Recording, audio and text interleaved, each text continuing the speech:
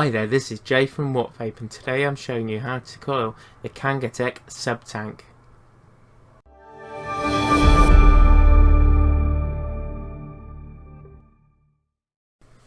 Right, for the tools you will need some wire. I'm going to use 26 gauge Kanthal around a wire. You're going to need the deck you're building on. You're going to need something to coil the wire around. In this case I'm using a small blue screwdriver. In fact, no I'm not. You could use this. I'm going to be using this. Okay. You're going to need some ceramic tweezers. You're going to need some cotton. You're going to need scissors. And you're going to need a lighter. If you were building this as a Clapton, you would not need to use the lighter. The reason why you use a lighter is to take the elasticity out of the wire to make it easier for coiling. Now all you need to do is just heat up the coil, the wire even, so it glows white, or red, white, whatever you want to call it.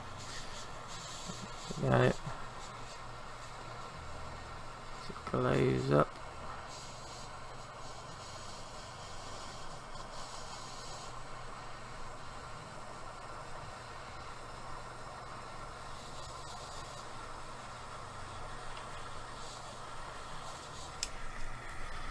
Now when you do the other side, just make sure you don't burn yourself, as the wire could be still quite warm.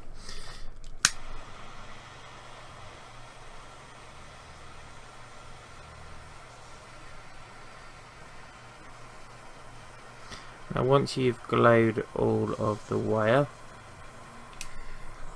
you take your wire and let's go up.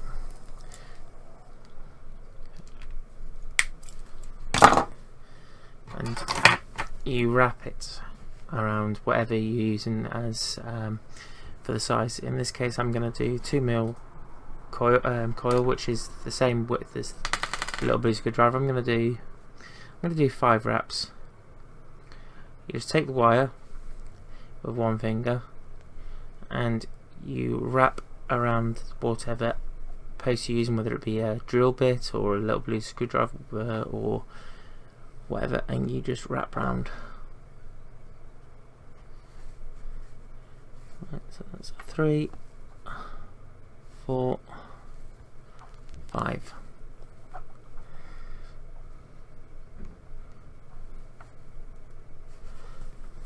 Just change to zoom.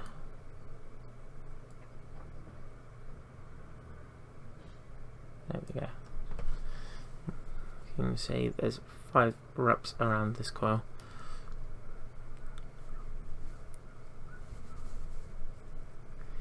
Just going to move it around. There we go.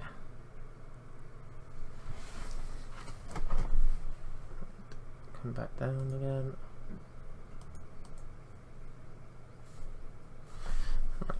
And then you want to take your coil and just slide the wire underneath the posts and hold it in place.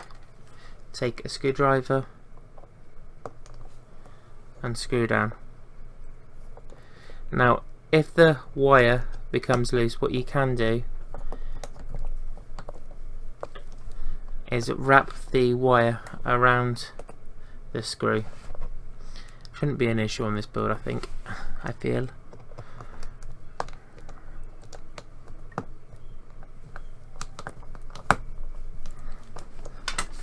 Now what you're left with is 2 very raggedy ends.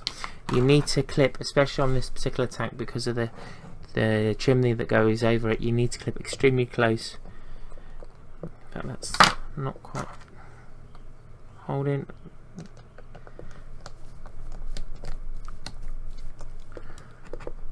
There we go, that's fine that side, that's fine that side.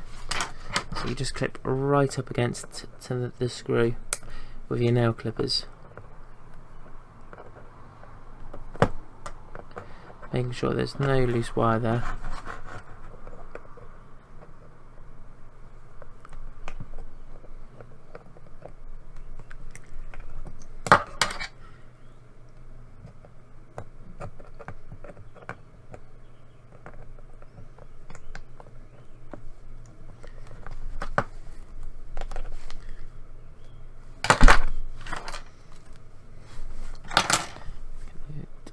that little bit of wire. And I'm just going to push around a piece of wire so it's really not going to make any contact with that chimney.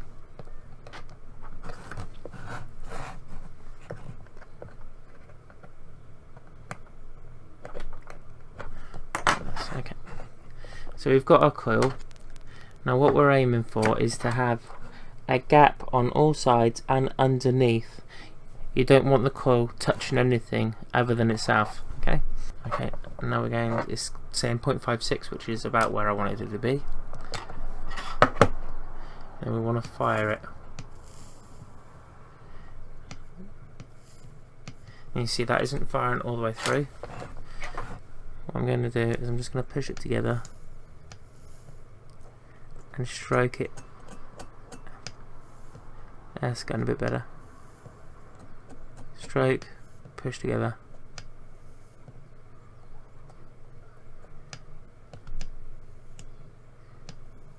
Until it starts glowing up evenly, so you're looking to squeeze together to make sure it's nice and tight together, and then you want to stroke it.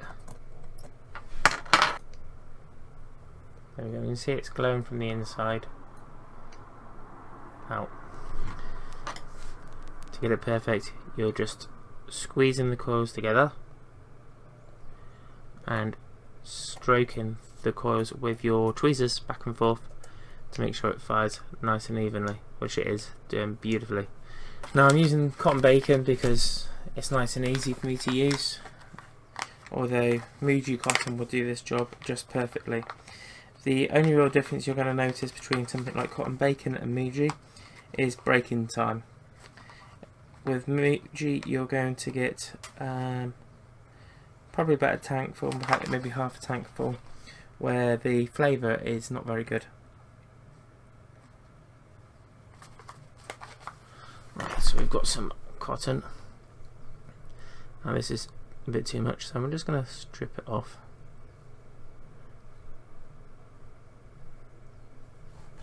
There we go. You really do not need an awful lot of thickness in the cotton.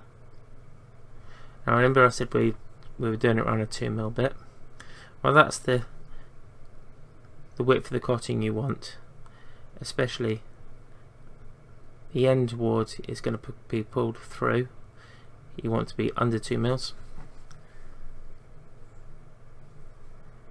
Just push it through, nice and easy, and then just gently pull it through.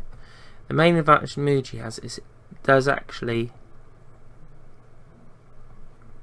go in a little bit easier, whereas things like the cotton bacon and other cottons like it, the cotton, because it's all in a single line, can fall apart quite easily.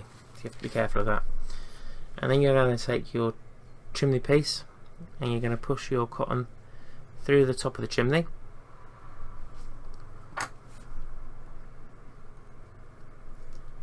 One,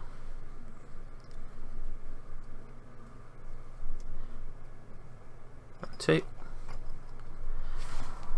Now on the earlier models of this rebuildable section, this was screw on. In the current iterations there is a small screw that screws into the bottom. You just do that screw up with your screwdriver like that. Now you've got your cotton hanging out the top. Now this is far too much cotton, of course.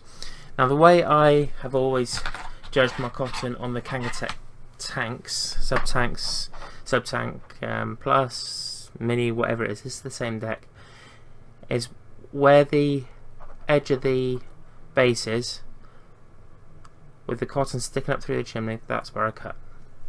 Okay? And on the other side too.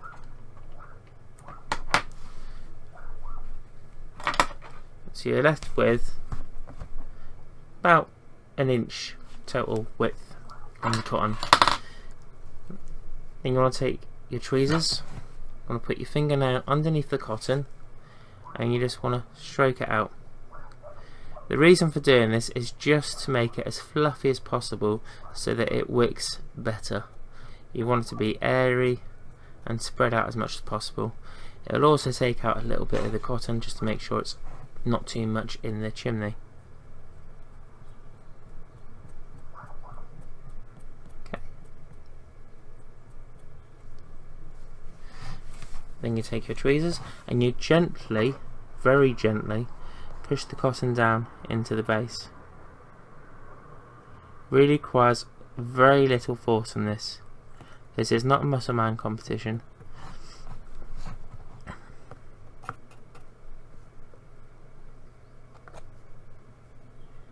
I'm just looking to lay it in there.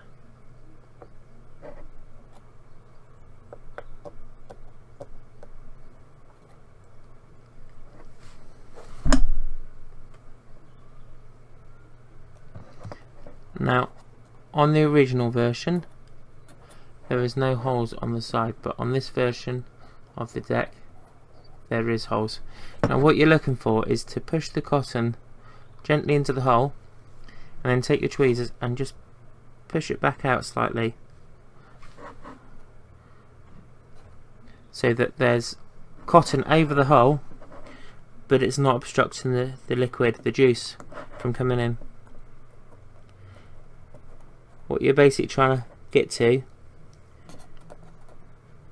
is the hole being covered but no actual daylight being shown except through the cotton. Okay, then you take your juice and you just squeeze it into the hole like this. Then I would take a tiny bit into the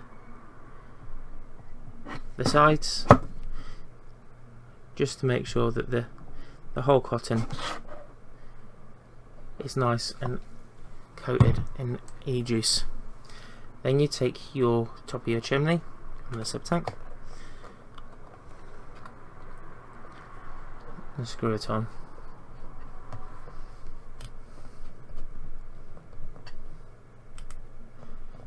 Still saying some really random things for the numbers there.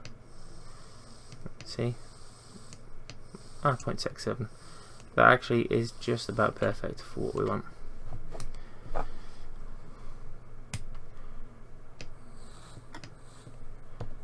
.69. Yeah. I'm just gonna drop more juice in there. Right. Then you take your tank, and you'll see that there's a chimney just here. You just need to make sure you fill it to where the chimney comes up to. Like that, and screw. There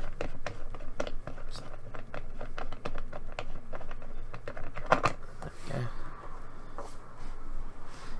Take your deck and screw it into the tank.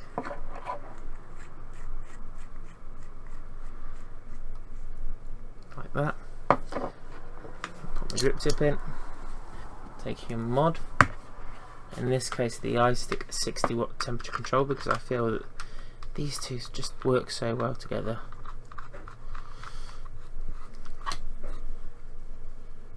Just going to open the airflow fully.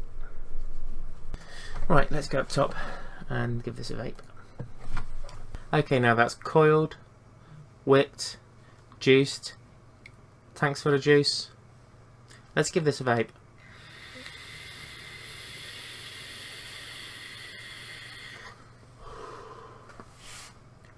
Yeah, the round wire builds, they don't have the same power and punch and flavour as you get from the Claptons, and this tank won't have as much power or flavour as some of the more modern tanks. However, this tank is awesome on the basis that you can buy coils or you can make your own coils, and because of that it's quite a good investment, because if you buy a tank that can only be used as a rebuildable and you find that you struggle with the rebuilding, then you can't use the tank at all.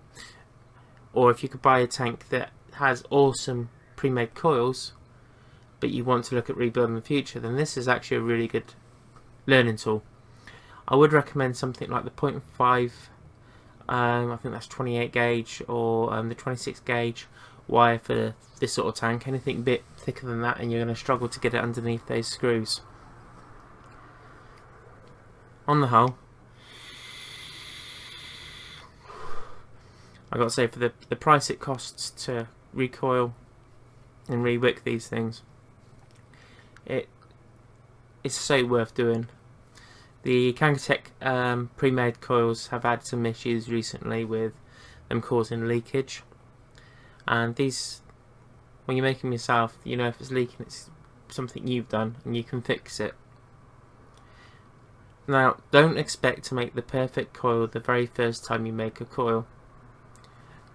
It is a case of practice, practice, practice, repetition, repetition, repetition to get that perfect coil.